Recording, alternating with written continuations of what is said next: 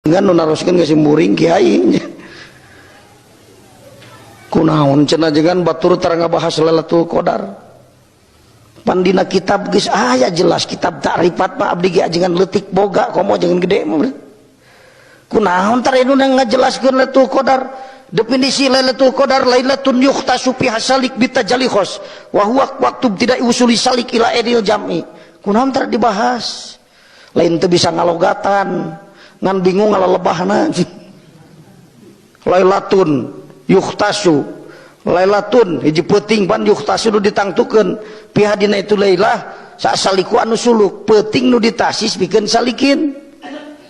naon wa huwa wa eta peuting teh mana ya waktu anu ada teh wa huwa waktu tidak usuli salik ila enil jam'i mimitina salikin nepi ka makom jam'u barang tepi ka hadrat Allah makom mupataha eta Lailatul Qadar pikeun manehna da biasana tara wusul ayeuna wusul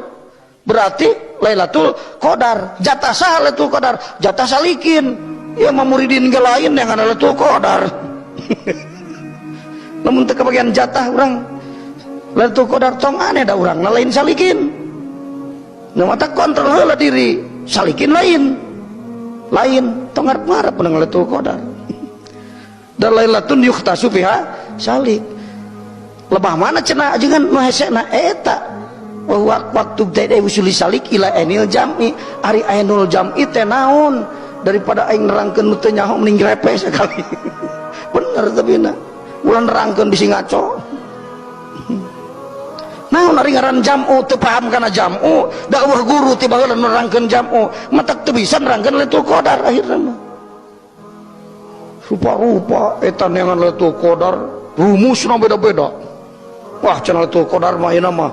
tempoe cenah lapadna Lailatul Qadar sabaraha lapadna sabaraha kali dina hiji surat eta disebutna inna anzalnahu fi lailatil tiluka wa ma adraka ma lailatul qadri khairum min alfisa tilu kali salapan sabaraha 27 matak Lailatul Qadar 27